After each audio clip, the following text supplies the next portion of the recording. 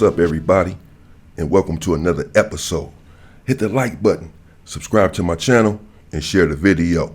Hit the join button and become a member. Why? Well, members get exclusive content. Hit the bell icon on my channel so that you will receive a notification every time that I drop a video, and you can go and check the video out, leave a comment, and like the video.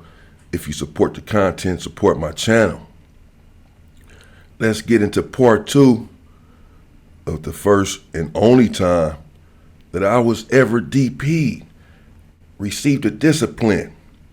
However, the story is going to end a bit anticlimactically. If you guys are expecting me to receive a beatdown or a stabbing, you're going to be disappointed. Neither one of those things happened.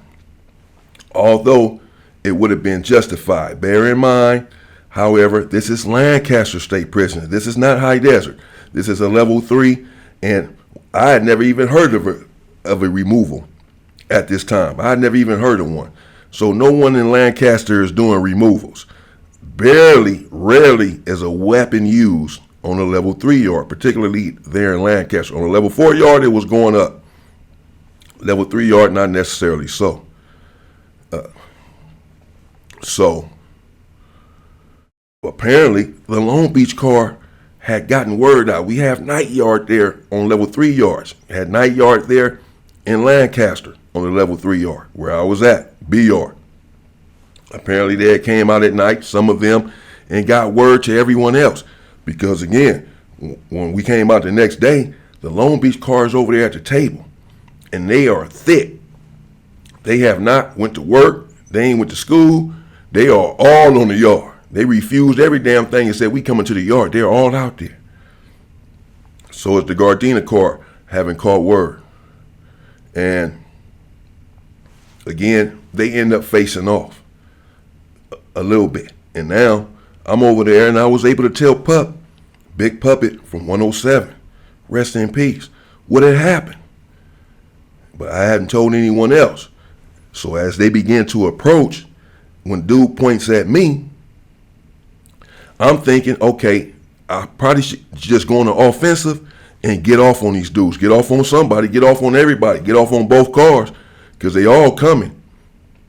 However, they respected the homie Sugar Bear. Someone had asked if it was Sugar Bear from Venice. No, I'm talking about Sugar Bear from Hoover. Big Sugar Bear. And Big Hola Ray. And Big Hola Ray had plenty of respect, and he was an OG even back then in 1996. Now he can probably be characterized as a super OG. This is 28 years later. And so when they came over and approached, they had sinister looks on their faces. And it caused me to think that perhaps they had sinister intentions. And perhaps, even though I was in the wrong, I should go on the offensive.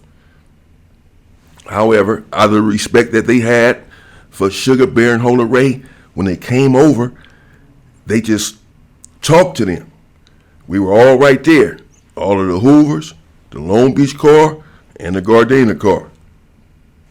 And they said, hey, Hola Ray, Sugar Bear, and they told them what happened. They said, man, these dudes, Wimp was talking basically, saying, man, these dudes saying that Chinaman told them that I was going to rob them, bro. And I had already told the homies when these dudes was approaching, man, just get up. It's me. It's my fault. You know what I'm saying? Whoa, I ain't had time to explain what had happened. These dudes are rapidly approaching with sinister intentions. Just get up and let's get ready. I'll explain later when we're in the hole or the hospital. And so they said, so Hola Ray, he didn't just take Wimp's word or anyone else's word. Because the Long Beach car, they're upset. They can tell that Bam is upset. Bam like, yeah, man, saying they're going to rob the little homie. And Wimp and them saying that they didn't never say this. So Hola Ray said, he asked me, bro, did you say this? What happened? You know what I'm saying? Whoa. I said, yeah, I said it. I said, it's my bad, bro. I said it. I was wrong. I was just trying to get my hands on some Snoop Dogg. I had some ill-advised, stupid plan, bro. I didn't know these dudes. I thought maybe I can get away with this dumbass shit, man. My bad. I was embarrassed. I felt bad. I realized how bad it was, because when I did it, I wasn't thinking of I was not thinking of the consequences, obviously, like we most of the time do not do when we're about to do something dumb or that we think is smart or whatever. We're not thinking of the end. We're only thinking of the beginning. We're only thinking of the success of the mission and not the consequences. Should the mission be unsuccessful? And so I had never thought, man, by me saying this, I caused all of this, because now the whole yard has stopped what they're doing. They're all watching. The police are watching. They see something's going on. 3 whole cars are out there faced off together now. And this is all because of me and what I said. I felt so small. I felt so stupid. I felt so embarrassed, and I knew that I got the homies in a situation. Man, I did not feel good about that. And it was really thereafter that I said, I'm going to be a stickler for the rules, never break a rule again, and never allow anyone to break a rule again. Because I understand, that's why I often say that when you transgress, it can get your whole car in trouble. People get hurt, because that's what nearly happened and could have happened right here. But it did not, fortunately. But I did learn an invaluable lesson. And so Pup, the homie Big Pup from 107, rest in peace, that's my dog. And he's over there, he's upset, he's standing next to me. I'm thinking he's just pissed off at me. He's shaking his head and he's doing all this. And I'm thinking he just, he real hot at me for what I did. And everybody's right there. So now I'm really feeling small and embarrassed, as I said. But then Pup says, all right, bro, you know what I'm saying? All right, we heard y'all, we got it. The homie just admitted to what he did. We'll take care of him. He gonna get a DP. But we gonna tell y'all right now, we ain't getting the homie off the yard. You know what I'm saying? The bro ain't leaving the yard, because all kind of shit be going on around here on this damn yard, and the people don't be leaving, don't be getting removed. You know what I'm saying? So no, he fucked up. He's never done anything before. We'll take care of it. But we not getting him off the yard. I'm letting y'all know that right now. If y'all got a problem with that, we might as well go up. But this is Pup really speaking. Sugar Bear and Hola Ray, they haven't confirmed this. It's really their call, as to whether or not I'm about to leave this damn yard or not. And so, but Warlock and Wimp, even to my surprise, they was like, it's all good, bro. We ain't saying get him off the yard. We fuck with China Man. That's why we don't understand why he did this. That's the bro. You know what I'm saying? And then Bam from Long Beach, he pretty much said the same thing. You know what I'm saying? Like, man, it's all good. You know what I'm saying? I said, damn, they ain't pressing to get me off the yard. I was surprised, to tell you the truth. Even though I didn't know anything about a removal, I knew that this wasn't good, and this can cause me to get my ass up off the yard. I just didn't characterize it as a removal at that time. But that's what it would have been, and it was warranted, and it would have been justified. So they walked away, and Sugar Bear and Hola Ray, they basically right there talking, and Sugar Bear told Hola Ray, all right, think of a discipline. And so Leprechaun was like, all right, yeah, everybody think of a discipline or whatever, but we already said we ain't removing the homie from the yard, so we ain't putting our hands on him. So they like, shit, well, what's left? And so somebody said, well, shit, he just got to run some laps then, run some laps. Bro, run like 4 laps. I said, run 4 laps? They said, yeah, first I was going to resist, but how can I resist? I was totally wrong. I was really getting away with an ill-advised indiscretion that could have caused me and a whole lot of other people some serious damage. Had it been high desert or level 4 yard, there would have been a whole lot of damage as a fallout from this silly mistake that I made. But here in Lancaster, they said run some laps. So I said, I don't think I can run 4 laps at one time. They said, well, however, just make sure it totals up to 4. Run one, take a rest, and run another. I was already thinking at the time, I'm just going to run one at a time. and take a rest. Because when I'm running, I see the Long Beach car looking at me and the Gardena car. And I'm sure, even though it was made explicitly clear to them that I was not going to leave the yard, that was still dubious to them. And so they're thinking perhaps they're having him exercise to tire him out. And then they're going to attack him. And to tell you the truth, I'm sort of thinking the same thing. Is this for real? Are the homies going to allow me to run a few laps? And that's it? Because Holy Ray, he was clear that in his position, which is that I was wrong and I needed something to happen to my ass, basically. And it's another homie there. The homie Hodges was there as well. The G homie Hodges was there. But there was another homie there. I forget his name, man. He was from Nine Deuce. I wish I could remember him because he really had my back during this situation.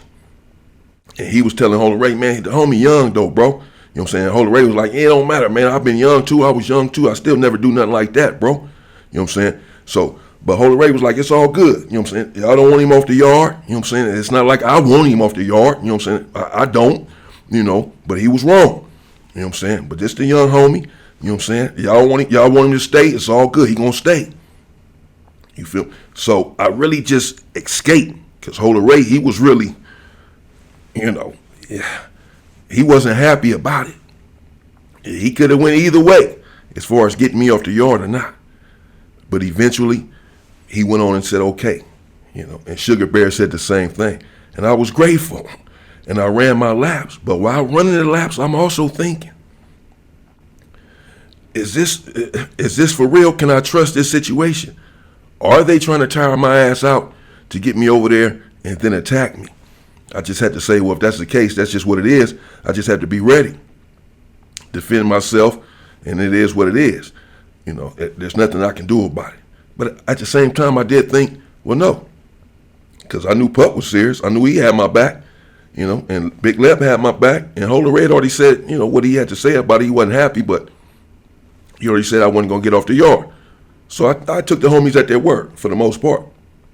And I ran my laps, and I came over there by the bleachers, and Leprechaun asked me if I learned my lesson. What did I learn? I explained to him what I learned, how I learned it. The homies explained to me how the situation could have got out of hand. How something silly like this can cause a lot of damage, and how really I escaped. Because I hadn't gotten to any trouble before then in any other prison. They hadn't heard anything bad about me in any other situation there on that yard or before. And consequently, they decided that I was to stay because this was really my only transgression.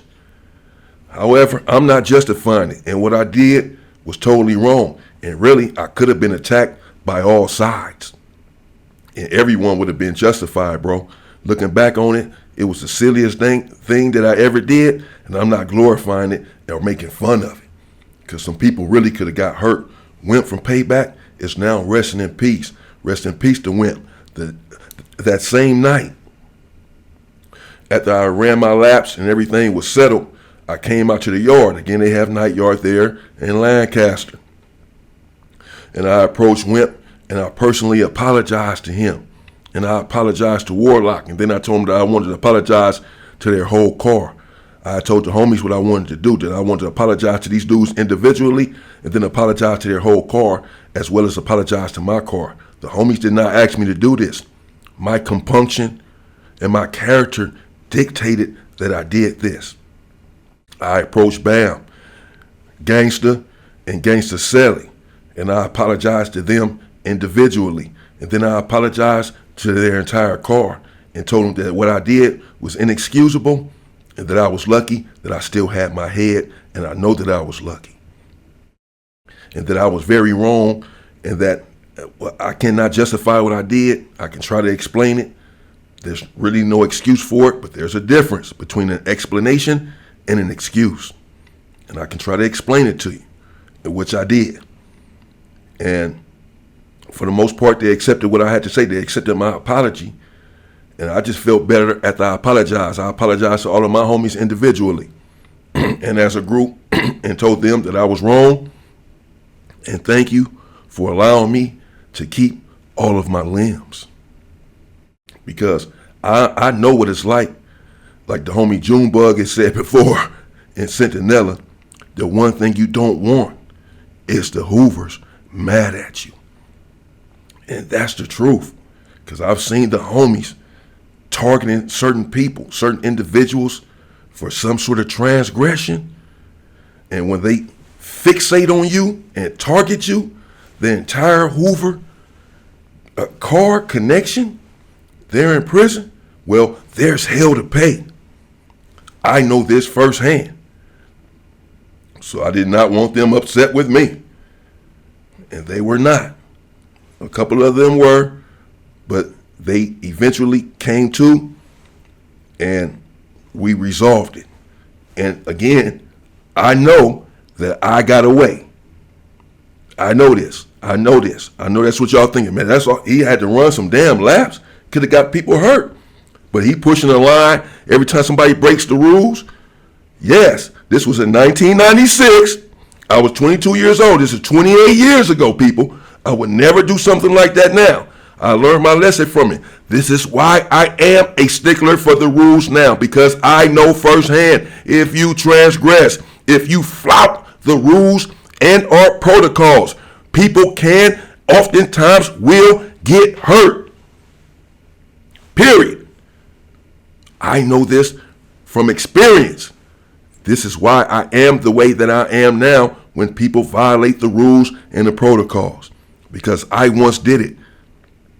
But I also, which is just what happened with Steindog, I also understand in certain situations and don't always go hard, because they did not go hard on me when I had violated. So for that reason, it also shaped my thinking to be a stickler for the rules, but also to have humanity. And when I was in the county jail and other places, I always had humanity when a DP had to be issued. And sometimes I let people escape, because that's what happened with me. But I learned my lesson, and it was wrong. Coming up, I believe I'm going to get into the East Coast Cribs running into the program office there in Calipatria. I was in courtroom when this transpired. And, well, all hell broke loose. Give credit where credit is due. The East Coast Cribs, they're known for putting a tool or two inside the opposition. Hell, speaking of which, my cousin from East Coast, Big Hitman from 9-7, Big Vita from 9-7, these my cousins. Spider Loc know it. We talk about it. Big Hitman was on the yard there in Lancaster as well when this had happened. So I knew also, like I said, that I was going to be all right. But it was still wrong. But the East Coasters, but the Hoovers, we've also been known to get off on the opposition, on the police. But this is not about the Hoovers, and this is not a competition. This is about the East Coast Crips, who again have been known to do damage against the 5-0. There in Calipat, they did just that. They took care of business. Give credit where credit is due. Stay free, people!